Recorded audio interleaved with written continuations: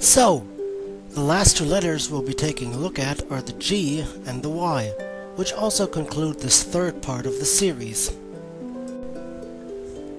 The clue to the morphology of the G lies in its pronunciation. In several southern German dialects, such as my own, it's custom to pronounce the G in the middle as well as at the end of the words as a CH.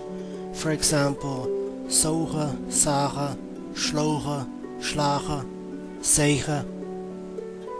As said, this form of pronunciation is quite common among southern German dialects, and the frequency of its usage is particularly brutal in the so-called Schweizerdeutsch. But why is this predominantly a trait of the southern German dialects and doesn't exist at all in either English or the northern dialects? Well, to understand this, we first have to look at a few words we're all familiar with. The one thing they all have in common is the GH, which, except for laughter, is mute.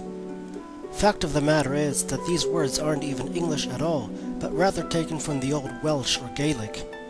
This is specifically true of the first three, as well as every other word with the A, U. Now, indulge me in this, if you will. Let's just take away the G and the H in all 6 words, and let's see what we get. See what I did there? By removing either the G or the H, I've created a bridge between these words and their German counterparts.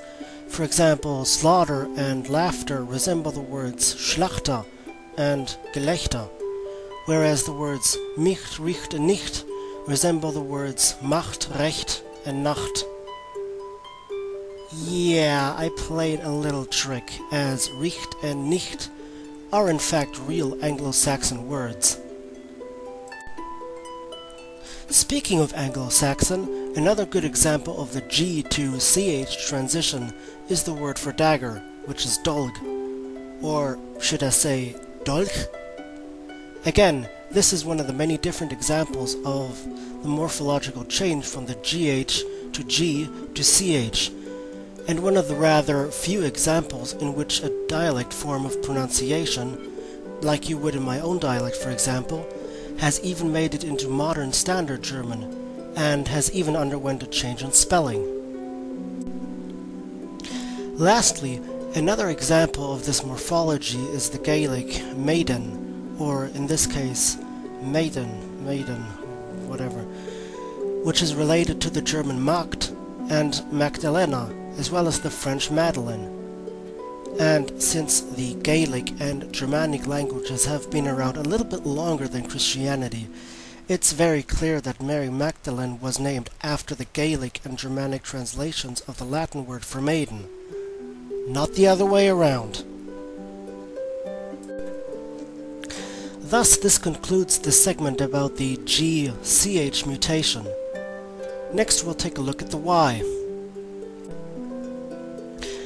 Hence, this subject of lingual selection concludes this part of the series. The big question about the Y. The question really here is why? How is it pronounced? Is it Umgang or Umgang? Which one is right? In fact, I would have to say that this is one of the strange cases where the term selection can really be taken literally in the sense of it just being a matter of choice in the sense of which one sounds better. Thus, I guess it's correct to pronounce listig and pit as listig and pit, as they resemble the German listig and the English pit, yet with other words it's not so easy to pin down. A good example of this is Eefel, or is it Ufel? Technically it doesn't matter, as Eefel is akin to the English evil and Ufel is akin to the German Übel, which both mean something bad. The best advice that I can give on this question is to simply hit an Anglo-Saxon dictionary and simply try out what works best. So, this wraps up this part of the series. Be sure to watch the 4th installment in which I'll be discussing the punctuated equilibrium. Don't forget to rate this video, and if you like my stuff, please subscribe.